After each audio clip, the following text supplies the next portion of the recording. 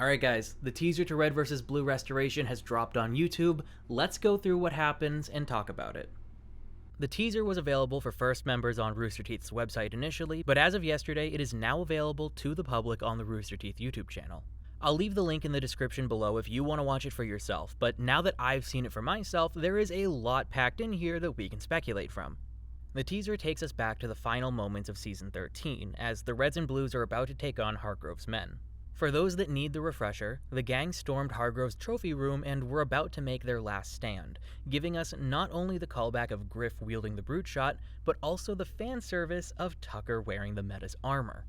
But we never get to see what happens when Hargrove's men get through the door or how the fight turns out, as we shift to a monologue from Church explaining that the heroes who sacrifice themselves have to have faith in their comrades, as they will never truly know what the outcome of their sacrifice is or if it meant anything at all. The monologue ends with Church erasing himself and leaving the fragments to power the Meta's suit for Tucker, and as the season's perspective has always been Church's, the episode ends with his death, having faith that his friends will make it out alive. Now that we're all caught up, let's get back to the teaser.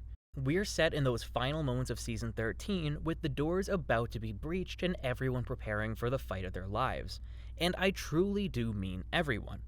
The perspective changes to Church, and it reveals that he is running countless simulations on how the fight and the gang's futures could turn out, altering small details to try and find the most likely path to victory. Simulations are surrounding Church, with some turning into the feed of Allison that we always see the director obsessing over. Eventually, these feeds of Allison overpower the simulations, and he has to shut everything down. During this process, we do see some of the fragments assist Church with the simulations, and a mystery fragment begins to speak to Church after everything gets shut down. Church comments that he doesn't like his new voice, which means that this isn't a new fragment, but one that we've seen in previous seasons.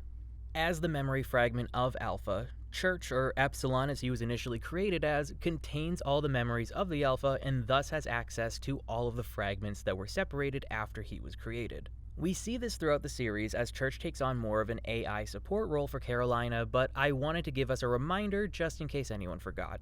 Anyways, it's suggested that Church inadvertently gave this mystery fragment a new voice at some point during his simulations, with both agreeing that it's not a fitting voice.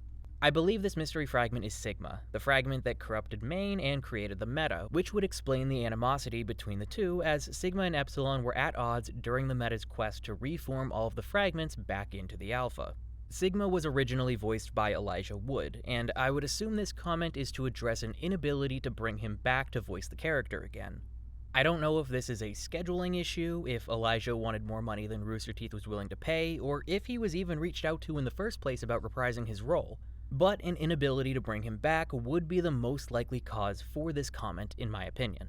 Sigma asks Church if he ever wonders why they're here, which is a great callback to the famous question between Griff and Simmons.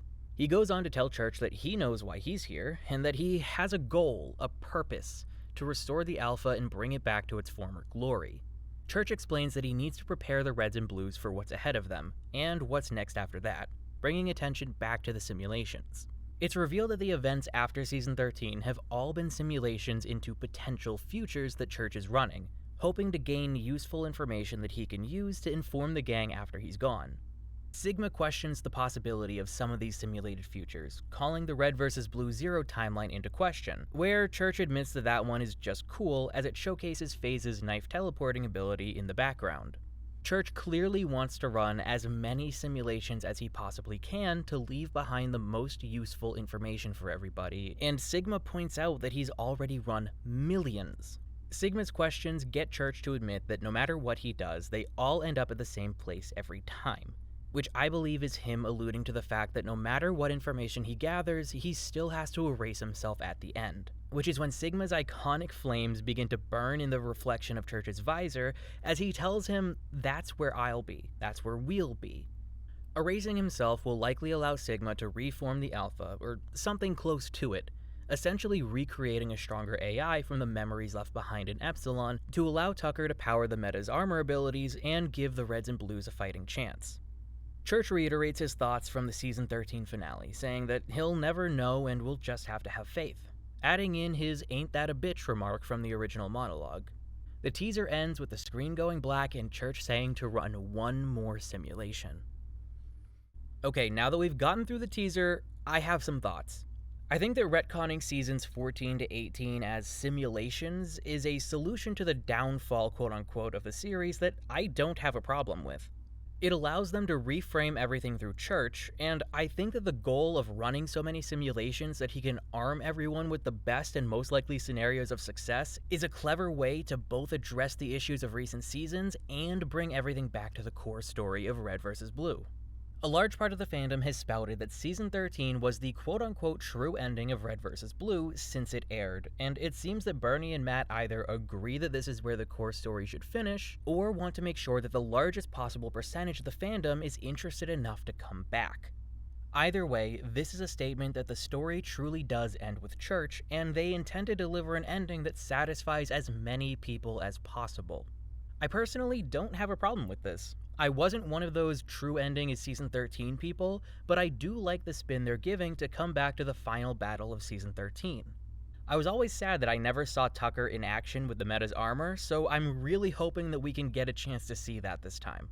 I do wonder how much of the season will be whatever simulation Church runs / the final outcome of the battle without him, and how much of it will be Church / Epsilon conversing with the other fragments. I think there could be some great potential with some more verbal battles between Church and Sigma, and maybe we could even get the classic Elijah voice back at some point too to give it more of a nostalgic feel. But part of me also hopes that a majority of things stay with the Reds and Blues, whether it's a simulation or not. No matter what direction this goes in, I trust that Bernie and Matt will be giving this their best effort, and that we will be getting an ending that is deserving of such a monumental piece of internet history.